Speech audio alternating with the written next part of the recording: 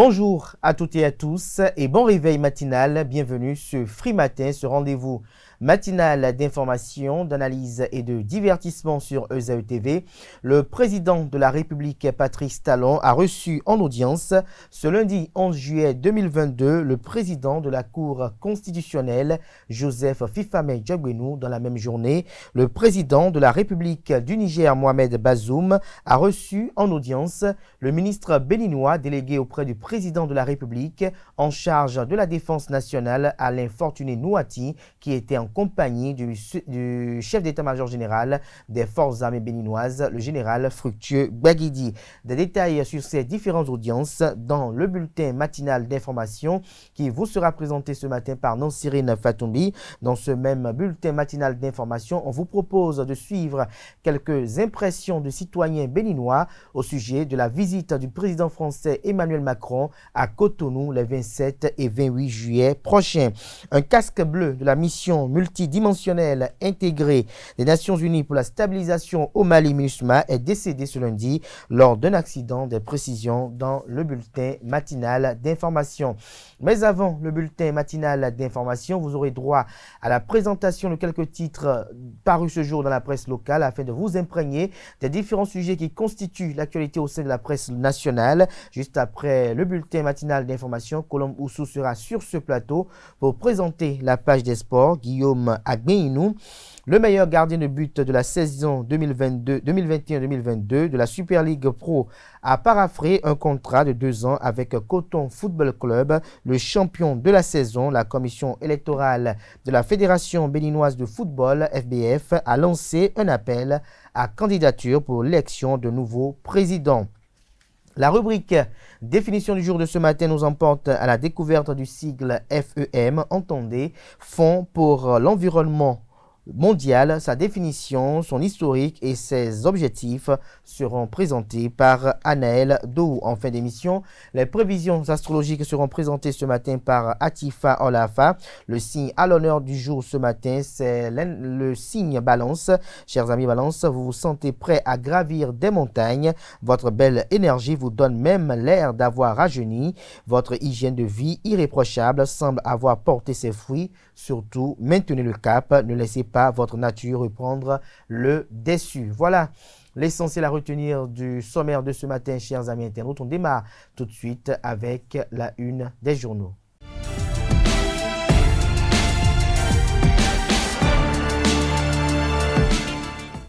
Bonjour à nouveau, chers amis internautes. Le quotidien béninois d'information générale et d'analyse, l'informateur titre ce matin en manchette « Présidence de la République, huis clos entre Patrice Talon et Joseph Djogbenou ». Le chef de l'État a accordé une audience au président de la Cour constitutionnelle, mais rien n'a filtré de leurs échanges, précise le confrère en illustrant sa manchette de ce matin avec une photo prise à l'occasion. Toujours à la une de l'informateur de ce matin, recrutement militaire au titre de l'année 2022, les candidats invités pour la visite médicale demain. Toujours à la une de l'informateur de ce matin, diplomatie, voici pourquoi Emmanuel Macron se rend à Cotonou. L'article à retrouver à la page 4.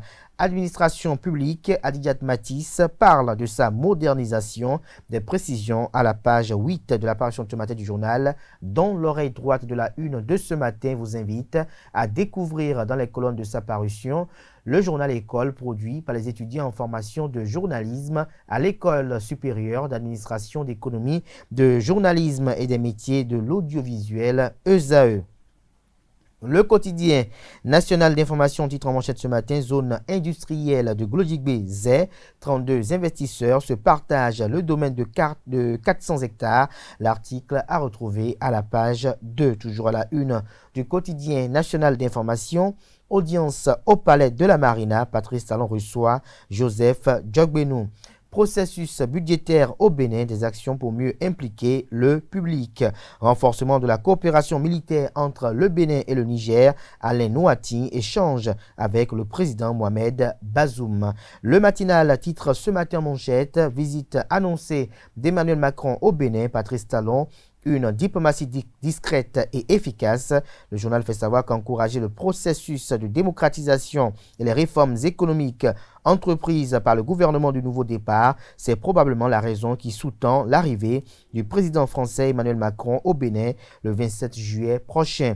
Cette descente est inexorablement, voire irrémédiablement, un signe de récolte de triomphe pour Patrice Talon, accusé par certains autoproclamés opposants. Retrouvez l'article à la page 11 de la parution ce matin du journal Le Matinal, qui nous propose également comme titre ce matin la une: production vivrière au titre de la campagne agricole 2022-2023, une hausse de 4,6% envisagée. Toujours à la une de Le Matinal de ce matin, Palais de la Marina et des gouverneurs, Joseph Diogbenou soumet des préoccupations à Patrice Talon et Louis Vlavonou.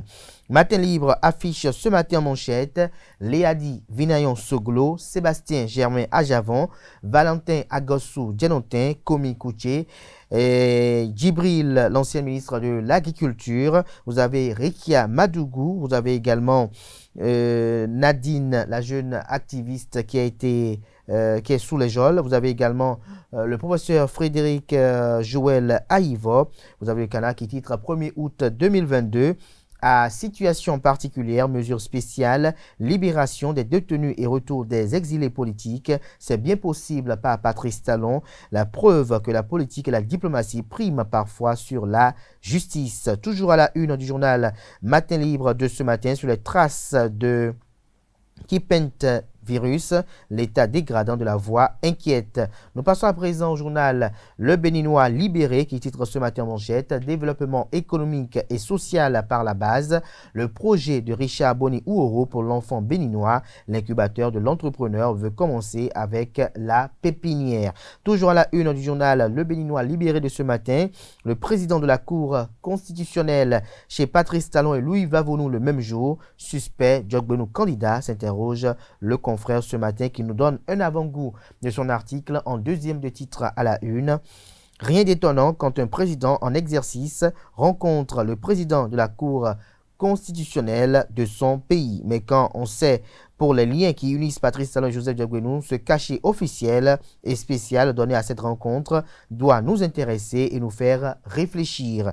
Ami de Talon, dont il est d'ailleurs l'avocat aux heures de braise des affaires dites empoisonnement et coup d'État, Joseph Diogbenou a été le premier homme à qui Talon président fit confiance pour lui confier le département le plus sensible, celui de la justice. Retrouvez l'analyse ou le décryptage du confrère sur cette rencontre à la page 3 de sa parution de ce matin. Le Grand Regard titre ce matin manchette: pour la décrispation du climat sociopolitique, Thomas Boni en passe de sacrifier ses démocrates pour les élections législatives de 2023 et ne fait plus l'ombre d'aucun doute sur la participation du parti Les Démocrates de l'ancien président Thomas Boni Yayi. À plusieurs reprises, les ténors du parti ont rassuré de leur participation à ces joutes très capitales et multiplient des tractations pour marquer leur présence sur le terrain. Mais plus les jours s'égrènent, le président d'honneur du parti politique Les Démocrates, l'ancien président Thomas Boni Yayi, semble s'éloigner de sa formation politique, surtout depuis que ce dernier s'est réellement engagé pour la décrispation du climat socio-politique. Le journal L'Économiste titre ce matin en manchette: institution bancaire sous-régionale, le nouveau gouverneur de la BCEAO, Jean-Claude Brou, entre en fonction. Toujours à la une du premier quotidien économique du Bénin. Amélioration de la qualité du service. La Direction générale des services financiers échange avec les banques. Le quotidien L'Enquêteur titre ce matin à la une: conflit et coup bas au CNPA. Si Évariste Rodon nous parle, on verra le cul des frondeurs. Le tribunal devra connaître le fond du vrai dossier pour les faire taire. Toujours à la une du journal L'Enquêteur de ce matin. De retour après un séjour de quelques semaines en France aux côtés de sa famille, Majesté de Dangadaro de Dakinidegwe accueilli avec ferveur à Naogon, la preuve que l'homme est toujours aimé par ses sujets. Le Coopérant titre ce matin à la une: la présidente de l'INF après l'approbation de son plan de travail annuel, celui de son institution d'ailleurs. La mission de l'INF est une mission collective pour le bonheur de la collectivité. Claudine Prudencio dévoile les actions phares prévues au sein de l'institution. Le journal Les Pharaons à la une ce matin: audience au palais de la Marina, Joseph Diogbenou reçu par Patrice Talon. La cime de l'info pour boucler ce matin, crise au sein du CNP à Bénin. La justice tranche et rétablit 3 membres de la fêtière. C'est tout pour la une des journaux. Place au bulletin matinal d'information.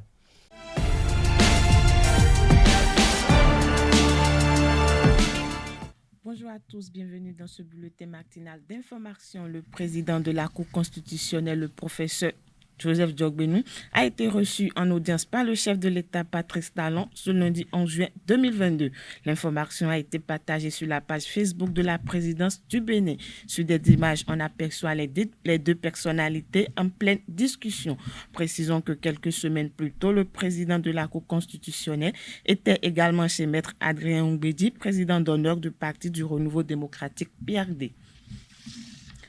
Le président de la République du Niger, Mohamed Bazoum, a reçu ce lundi 11 juillet 2022 le ministre béninois de la Défense nationale, Fortuné Alain Noatin. Les deux hommes ont discuté autour de la situation sécuritaire au Niger et au Bénin, marquée par la montée du terrorisme.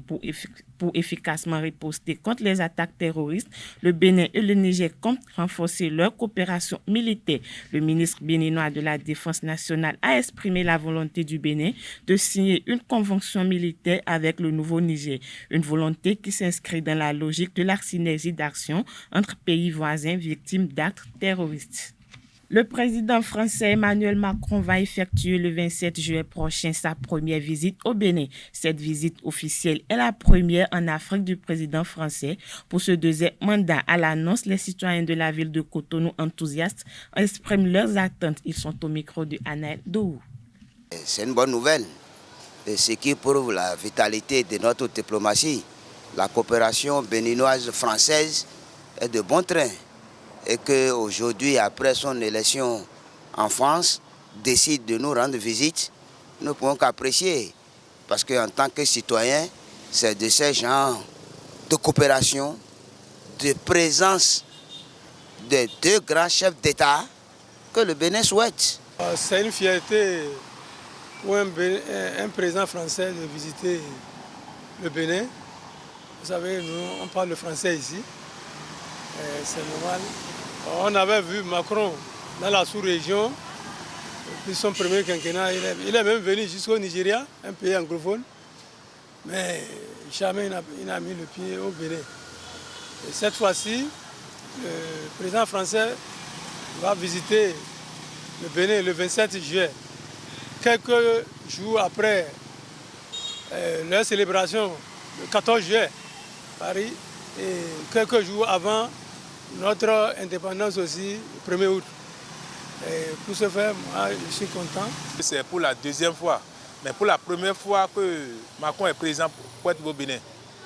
Lorsqu'il était ministre, il était au Bénin. En tant qu'il était ministre de l'Intérieur en France, il était au Bénin. Mais la visite du président Macron au Bénin, c'est une bonne chose. C'est une très très bonne chose. Une très très bonne chose.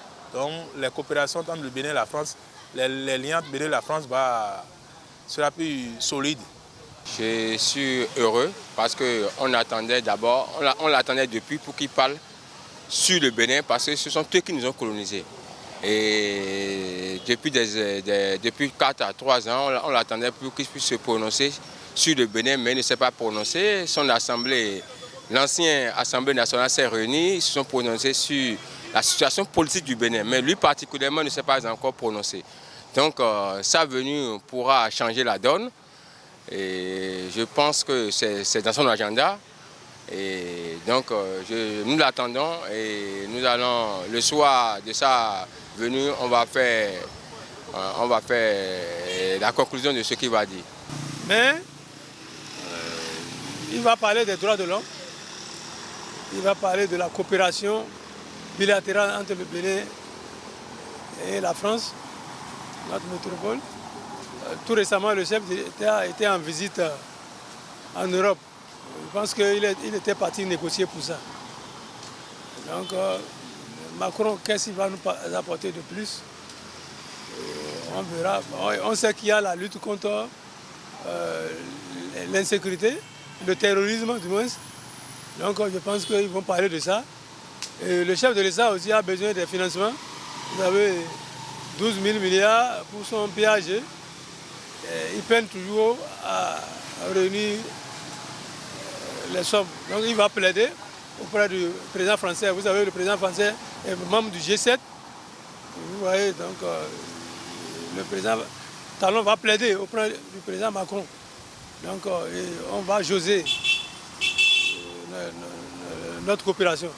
Il est venu peut-être pour renforcer la démocratie béninoise. À la lutte vont les choses au Bénin aujourd'hui. Je pense que l'arrivée de Macron va dégeler un peu la crise politique au Bénin. Ce qui est sûr, il va essayer de parler à son homologue, le président, son excellence, le président Talon. Ils vont essayer de changer et décrisper un peu la tension politique. Les élections à venir. Et j'aimerais que le chef de l'État français puisse dire publiquement que les élections au Bénin doivent être inclusives. Les financements dans les microcrédits, micro-entreprises, les entreprises aussi. Et bon, ils n'ont qu'à investir aussi dans le pays parce que nous, on a besoin d'investissements. Et je suis sûr que le chef de l'État va parler de tout ça là. C'est ça qui mine nos pays. Et la bonne gouvernance. Il va parler aussi de la décrispation de la tension politique. La jeunesse souffre énormément aujourd'hui. Et le Bénin est symbolisé par une jarre trouée et il faut qu'on mette tous nos mains pour pouvoir travailler ensemble.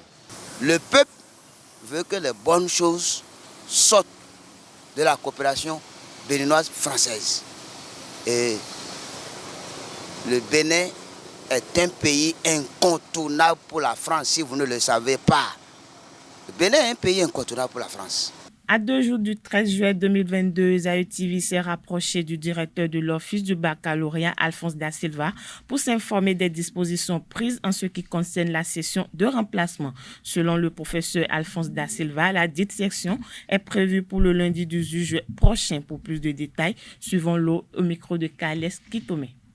Bien, la session de remplacement est prévue pour les candidats qui sont empêchés d'une manière ou d'une autre, ou bien surtout qui sont tombés malades et qui n'ont pas pu prendre part à la session normale.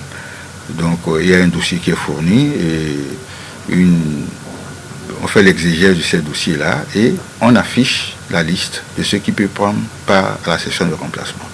Cette année, la session de remplacement est prévue pour le 18 juillet. Le centre unique est le centre de Sainte-Rita.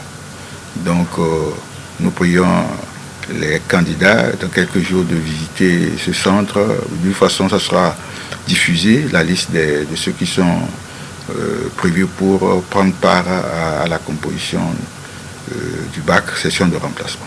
Il y a un seul centre, c'est pour tous les candidats qui sont tombés malades, qui se trouvent à Tukuntuna, à Parakou ou bien à Boïkon. Donc, ils viennent composer dans ce centre de Sainte-Rita, qui est le centre unique. Révélée depuis quelques jours déjà sur le boulevard de la Marina, la statue de l'Amazone fait couler beaucoup d'encre et de salive. Il s'agit du lieu prévu pour accueillir les manifestations pour la célébration du 1er août 2022. À ce sujet, je vous propose un condensé d'informations et d'images sur ce monument, une réalisation de Francis Fahami. Il a sans doute été difficile de garder caché, aux yeux des curieux et férus de la culture, cet immense monument de 30 mètres de haut. Dévoilé peu à peu, le voile qui entourait la statue de l'Amazone est enfin tombé. Érigé en plein cœur de la ville vitrine du Bénin, entre le palais des congrès et le port autonome de Cotonou, la statue de l'Amazone attire bien des regards. Le monument Amazone vise à instituer un symbole identitaire fort pour notre pays et consiste en un ouvrage emblématique en hommage aux Amazones du Dahomey. Il constitue en une statue en structure métallique avec une enveloppe de bronze d'une hauteur autour de 30 mètres. Renseigne un extrait du Conseil des ministres du gouvernement du Bénin du 17 juillet 2019. Il y a quelques jours, le boulevard de la Marina a été annoncé comme devant accueillir les manifestations pour la célébration du 1er août prochain. Depuis, l'accès au lieu est restreint. Il est même devenu moins facile et un peu plus compliqué de procéder à des prises de vue. Mais ce chantier en construction n'empêche pas des regards curieux et indiscrets de s'aventurer au-delà des barrières érigées. Il faut le rappeler, les Amazones ont joué un rôle majeur au sein du puissant royaume du Dahomey actuel Bénin. Protectrices du roi Guézo, qui a régné sur le Dahomey, les femmes Agodji du Dahomey ont formé une troupe, lui jurant fidélité jusqu'à la mort. Aujourd'hui, les historiens les appellent les Minons, une appellation qui peut être traduite par nos mères en langue nationale fon. Leur esprit subsiste encore dans les chants, danses et airs musicaux traditionnels et même modernes du Bénin. Un casque bleu de la mission multidimensionnelle intégrée des Nations Unies pour la stabilisation au Mali, MINUSMA, est décédé ce lundi 11 juillet dans un accident de circulation. 10 autres ont été blessés lorsque leur véhicule blindé de transport de troupes a été impliqué dans un accident de la route, a annoncé sur Twitter le porte-parole de la MINUSMA. L'accident s'est produit près du village de Fiko, à environ 7 km au sud-est de Sévaré, dans la région de Mopouti, déployé par l'ONU pour maintenir la paix au Mali. Les casques bleus de la MINUSMA, dont le mandat a été renouvelé d'1 an malgré le grincement de dents des autorités maliennes et souvent des pertes en vies humaines. À l'international, les 49 militaires ivoiriens interpellés dimanche dernier à l'aéroport de Bamako sont considérés comme des mercenaires par les autorités maliennes, a annoncé ce lundi le porte-parole du gouvernement de transition, le colonel Abdoulaye Maïga. Il a été établi que les 49 militaires ivoiriens se trouvaient illégalement sur le territoire national du Mali en possession d'armes et de munitions de guerre sans ordre de mission ni autorisation, a déclaré le colonel Maïga dans un communiqué à la télévision nationale. Aux États-Unis, une société de pompes funèbres dans l'État américain du Colorado se retrouve au cœur d'une vive polémique. Selon les informations, la société de services funéraires empochait de l'argent en facturant de fausses crémations. À en croire des sources dignes de foi, les cadavres ne sont jamais incinérés. En réalité, ces macabres finissent sur le marché noir où ils sont vendus en toute discrétion. Une enquête poussée a permis de faire la lumière sur le dispositif mis en place par cette société. Selon la police, Donor Service a été créée par Megan S., qui était également propriétaire d'une société de pompes funèbres. La manœuvre consistait à se servir directement dans la deuxième pour alimenter la première sans toutefois demander l'aval des familles éplorées. Voilà, c'est tout pour le bulletin matinal d'information de ce mardi matin. Merci de nous avoir suivis et à très bientôt. Merci à vous, Nosrine Fatoui, pour cette présentation du bulletin matinal d'information. Chers amis internautes, vous retrouverez à 19h, si tout va bien, Billy Gaël Laibi pour la grande édition du journal télévisé sur EZAE TV. Place à présent à la page des sports avec Colombe Oussou. Amis sportifs, bonjour. Le Bénin prendra part à la Coupe des Nations de la zone 3 de volleyball qui se déroulera en Côte d'Ivoire du 3 au 10 août 2022. Les sélectionneurs des équipes nationales hommes et dames ont rendu public leur liste ce lundi afin de permettre une meilleure préparation des joueurs. Ainsi, dès la semaine prochaine, les équipes entreront en mise au vert jusqu'à leur départ pour Abidjan. Le club de la cité historique de Ouida, Coton FC, s'est attaché des services du meilleur gardien de but de la saison 2021-2022. Guillaume Agbeino a paraphé un contrat de 2 ans avec les cotonculteurs. Âgé de 22 ans, il va entamer une nouvelle aventure avec Coton FC afin de mieux s'illustrer pour la prochaine campagne continentale. Auteur d'une belle saison, Guillaume est le meilleur homme des cages de la Super League Pro avec 12 clean sheets à son actif en 21 apparitions.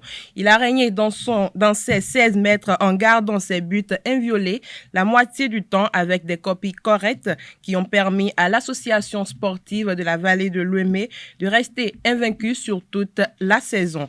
Après 4 années de gestion, Mathurin de Chacus remet son mandat en jeu. Un appel à candidature a été lancé pour l'élection de nouveaux comité exécutif de la Fédération béninoise de football. L'élection aura lieu au scrutin de liste le 20 août 2022. À cette occasion, la commission électorale de la Fédération béninoise de football a lancé un appel à candidature pour le renouvellement du comité exécutif de la FBF. L'annonce a été faite à travers un communiqué de la commission électorale de la FBF en date du 8 juillet 2022 signé du président Elie Vlavonou-Ponou.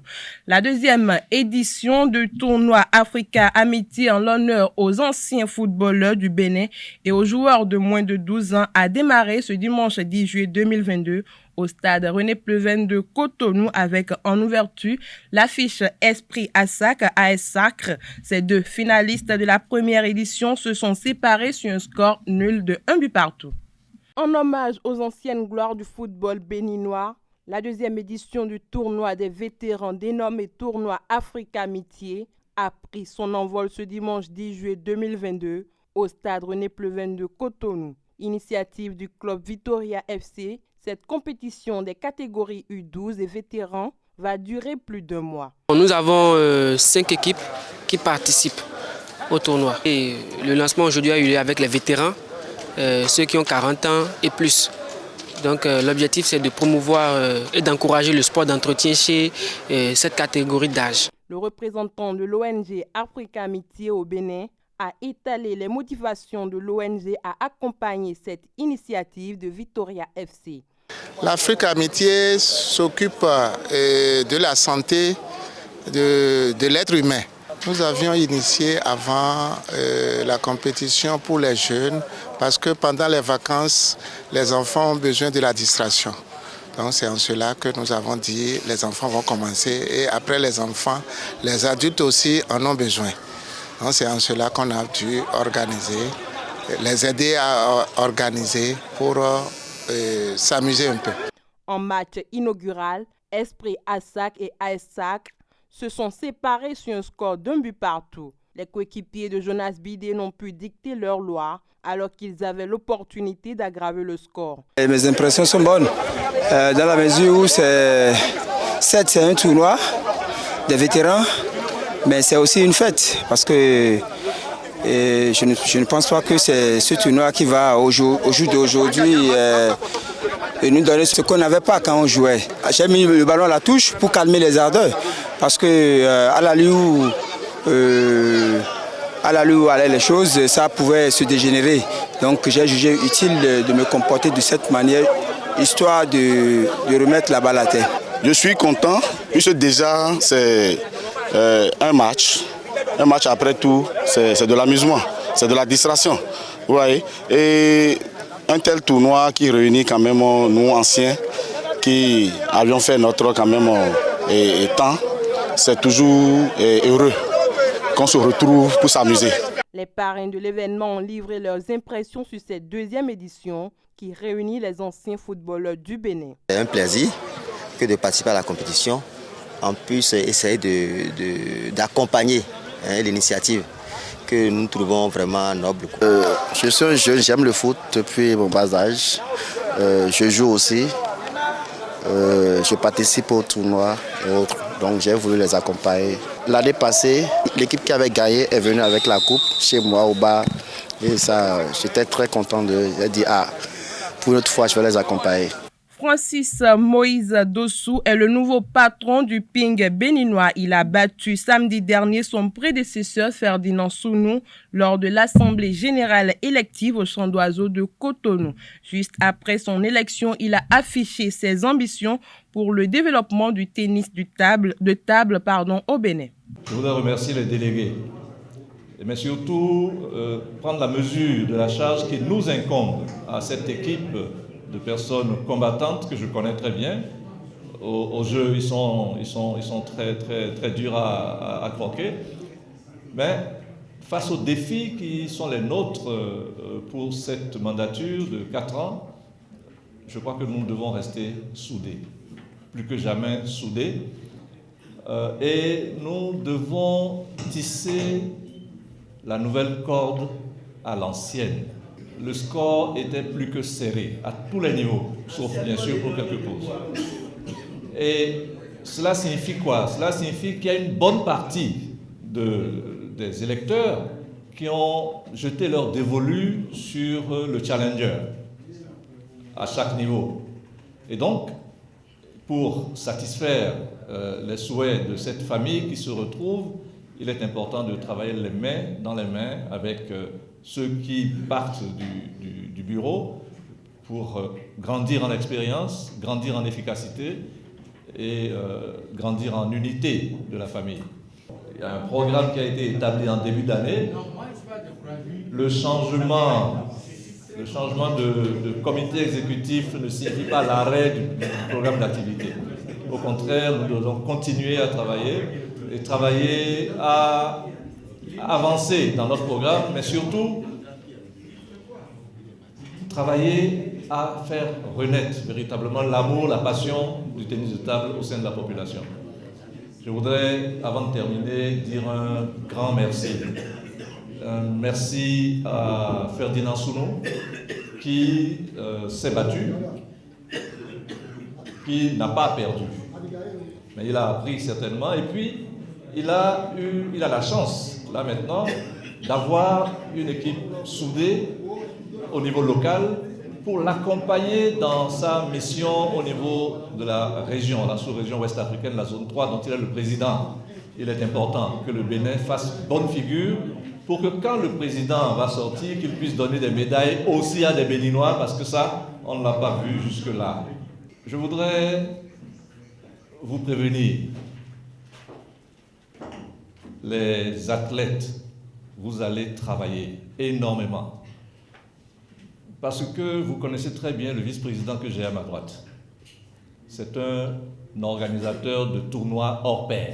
Et donc, ne comptez pas sur moi pour le retenir. Nous allons avancer ensemble pour que, à force de compétitions multiples, non pas seulement à Cotonou, mais à Boycon, à Tiémé, à Lokossa, à Comé, à Natitengu, à Djougou, on n'a pas encore de Djougou ici, à Parakou, sur toute l'étendue du territoire, il est important que nous organisions des tournois, de quoi galvaniser l'ardeur des tout petits déjà, des jeunes et même des adultes et des personnes plutôt âgées, les galvaniser, les entraîner à faire ce sport, parce que c'est un sport merveilleux et c'est une joie pour moi de pouvoir conduire les destinées de cette fédération pour les 4 années qui vont suivre.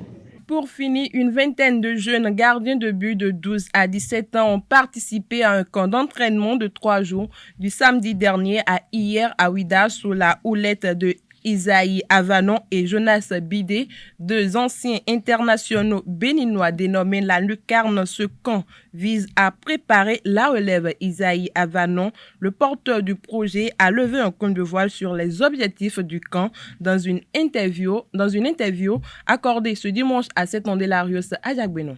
C'est une initiative qui est née, sur laquelle on est en train de travailler pour amener les gardiens de but à découvrir, les jeunes gardiens de but bien sûr, à découvrir l'entraînement des gardiens de but. Un entraînement de gardien de but qui est totalement ou presque totalement différent de l'entraînement de l'équipe, de la grande équipe. Mais ces gardiens de but qui après s'ajoutent à la grande équipe pour que ça fasse 11. Mais on est obligé d'accompagner ces gardiens de but dans leurs entraînements qui est totalement spécifique et orienté. Et donc c'est l'idée pour laquelle on a réuni ces jeunes qui viennent de partout du Bénin et pour pouvoir travailler avec eux, leur fait découvrir ce que c'est que l'entraînement de gardiens de but, ce qu'ils n'ont pratiquement pas vu auparavant, puisque dans les centres, ils n'ont pas de spécialistes. Ils n'ont pas forcément de spécialistes des gardiens de but. Et ça nous permet automatiquement aussi de découvrir des talents en eux. Voilà, et ceux qui vont bien se comporter, et ceux qui ont des capacités à développer. Dans ce sens, on pourra toujours les suivre, améliorer les capacités, et histoire de trouver de très bons gardiens au Bénin, histoire de faire du Bénin un creuset où les grands gardiens vont naître. On doit les faire travailler sur les aspects techniques, surtout sur les aspects techniques, les aspects mentaux du gardien de but. Légèrement, on va passer sur l'aspect tactique, légèrement.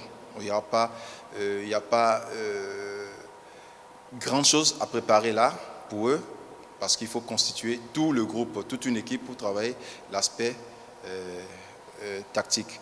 Néanmoins, il y aura une petite portion qu'on va leur faire découvrir, mais surtout les fondamentaux. On a vraiment un grand programme sur les fondamentaux de gardien de but qui constituent l'aspect technique. Donc depuis hier, on a déjà fait une première séance pratique au terrain où on a travaillé après l'échauffement, on a fait les prises de balles. Hier soir, on est resté carrément sur les prises de balles sans tomber, les prises de balles hautes, avec de la coordination pour préparer le gestuel qu'il faut.